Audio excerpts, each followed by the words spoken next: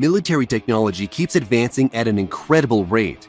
If you think back to World War II and see the weapons compared to today's weapons, it's simply mind-boggling just how far advanced things are becoming. And from the looks of it, warfare is poised to become more dangerous than it ever was. From drones in the sky, drone tanks fitted with incredible weaponry, to small unmanned aircraft that are launched from carriers in the sky, security clearance has been granted. Check out these insane secret military weapons. Russia's nuclear tsunami apocalypse torpedo, Poseidon. You might have heard of Russia's new weapon, which was called Status 6 or Canyon. It was once thought that the weapon was a hoax until researchers tracked the development of the system, which began in 2008. The torpedo was renamed Poseidon after the Russian military polled the public for a new name, although some say it should have been called the worst weapon ever. The Poseidon is said to have the ability to nuke entire coastal cities into oblivion and can trigger giant tsunamis. It is the largest torpedo ever built, measuring a ridiculous 65 feet long and it's 6.5 feet in diameter. This torpedo is designed to make long treks across entire oceans before detonating a massive 100 megaton thermonuclear warhead against a coastal enemy target. That's twice the explosive power of the Tsar Bomba, but some say that the weapon could only have a 2 megaton warhead. Still, plenty of power to destroy a coastal city. The weapon is so big that it needs its own special submarine, but there could also be special capsules made to launch them from. Russia is also claiming that the torpedo could be used to attack enemy fleets and is estimated to be capable of speeds up to 70 knots, which translates to 80 miles per hour on land. That's faster than any U.S. nuclear-powered attack submarines and their anti-ship homing torpedoes, limiting a defender's options against an incoming Poseidon torpedo. The weapon also operates at depths of up to 3,280 feet, far deeper than U.S. Navy submarines. Drones recharged by a laser could fly forever. The Defense Advanced Research Projects Agency has developed a drone that has solar panels that are built into the wings and batteries in the fuselage. The batteries provide the power, but as they begin to drain, drone operators aim a laser beam at the solar panels, which recharges the batteries. This means that the drone could stay in the air forever as long as there is an operator to charge it. This sounds cool, but there are a few problems with it. For one, a laser loses its strength the farther it has to travel and can be obscured or even blocked by smoke, haze, fog, and rain.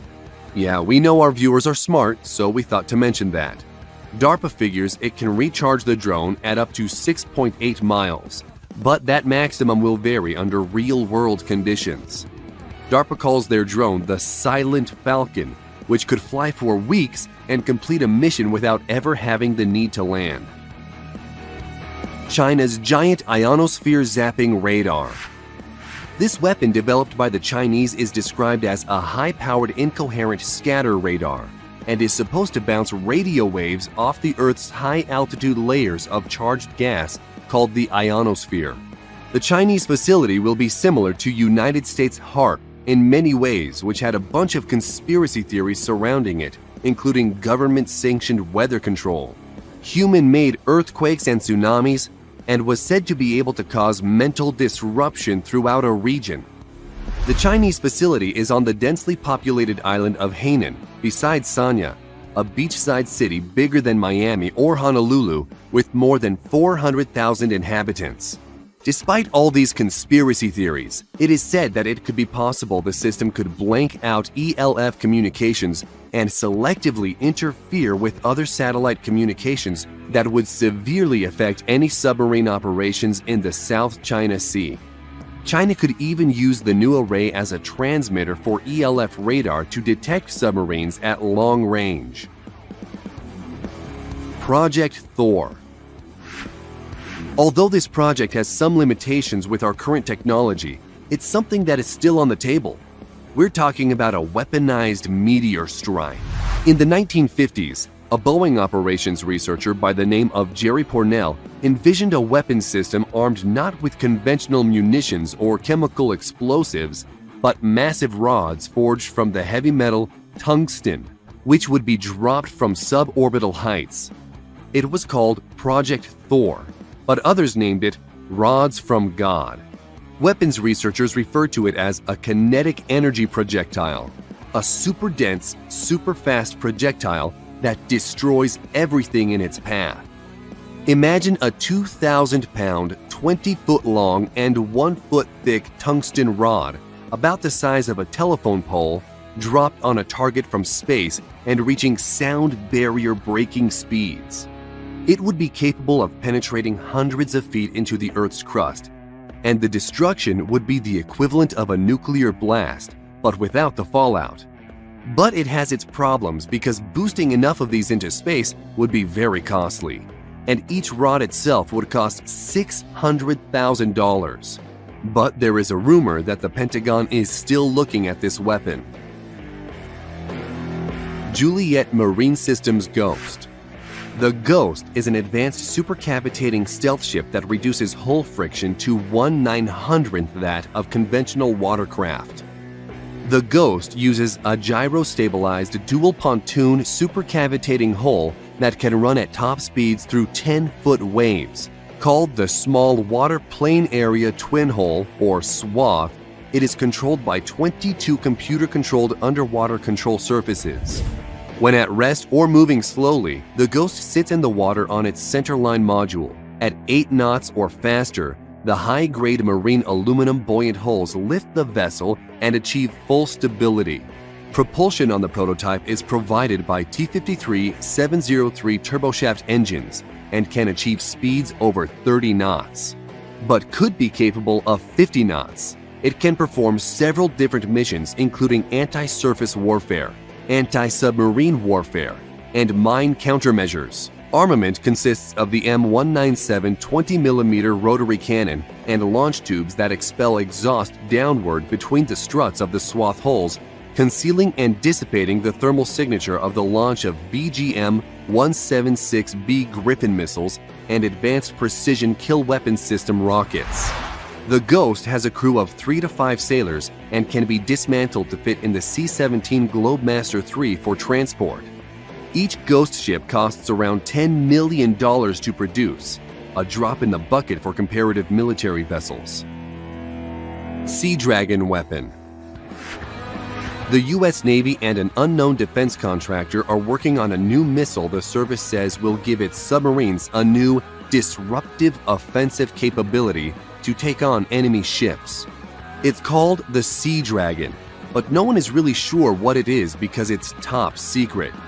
However, it is known that the missile uses some current technology and could be the SM-6, which is designed to be launched by U.S. Navy Arleigh Burke-class destroyers and Ticonderoga-class cruisers to defend the fleet from cruise missiles, manned aircraft, unmanned aircraft, and even short-range ballistic missiles. The missile's only drawback is, originally designed to shoot down flying targets, it has a fairly small blast fragmentation warhead. The SM-6 is supersonic and can fly at 3.5 times the speed of sound, or about 2,685 miles an hour. It also has the fun trick of taking targeting data from other Navy assets, including the E-2D Advanced Hawkeye Airborne Early Warning and Control Aircraft and the F-35 Joint Strike Fighter. So imagine a missile that can be fired from a ship and then controlled by a fighter jet and then directed to hit its target. Kalashnikov drone tank. Military drones are on the rise, and many of you are probably familiar with the unmanned U.S. Predator drones that are equipped with advanced targeting systems and can carry 500-pound bombs and deliver those weapons to the target accurately.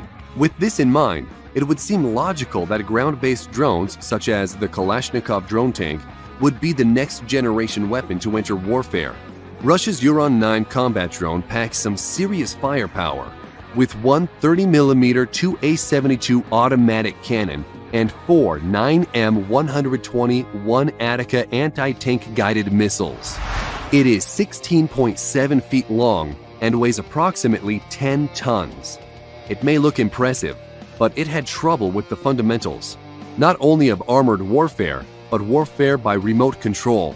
The remote-controlled combat vehicle lost contact with ground control stations only 1,000 to 1,600 feet from its manned control station, suffered from an unreliable gun and suspension system, and could not target enemies while on the move.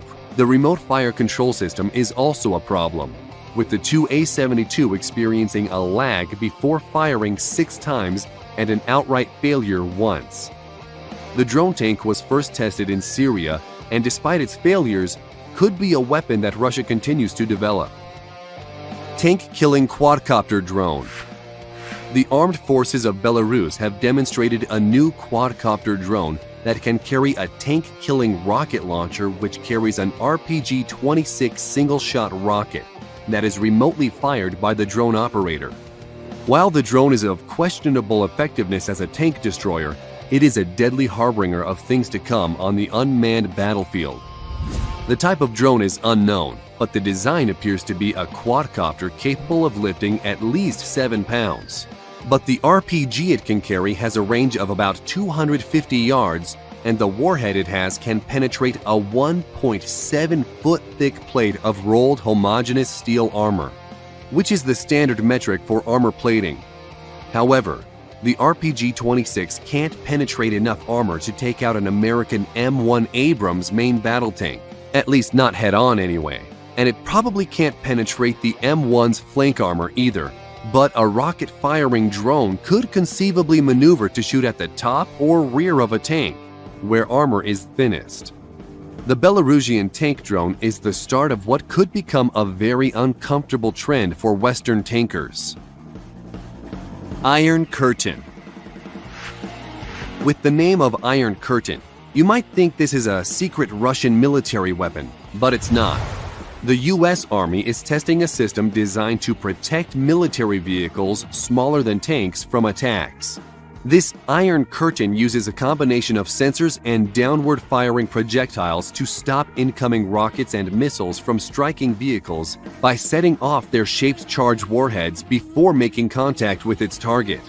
With the Iron Curtain installed, the vehicle is surrounded with radar and optical sensors. The outward-looking radar picks up any incoming missiles as they approach, while the optical sensors spot it in milliseconds before impact and trigger the downward-firing interceptors. The US Army tested the Iron Curtain back in 2013, and it apparently got a perfect score. So, it's been tested against rocket-propelled grenades, but how it fared against anti-tank missiles remains top secret. Gremlins aircraft carriers. The idea of an aircraft carrier that operates in the air is not a new idea. And aside from the fictional flying aircraft carrier, the helicarrier, which appeared in the American comic books published by Marvel Comics, it would seem that this is an impossible feat. But not so fast. The Defense Advanced Research Projects Agency has selected defense contractor Dynetics to develop a small unmanned aircraft which can be launched from any warplane and even recovered in mid-air. These small aircraft are codenamed Gremlins and are tiny, dangerous armed drones which are reusable and reconfigurable. The Gremlins could be launched from the rails of an F-16, the internal weapons bay of a B-1B bomber, or out the cargo ramp of a C-130 transport. Once the drones have accomplished their mission, they will rendezvous with the C-130 Hercules that lowers a capture device. The Gremlins are then hooked, powered off, and then hauled aboard the aircraft. They can be quickly refurbished, refueled, perhaps receive an armament swap, and then be ready for another mission within 24 hours. If anything, it's a very similar concept to the Protoss carrier in the games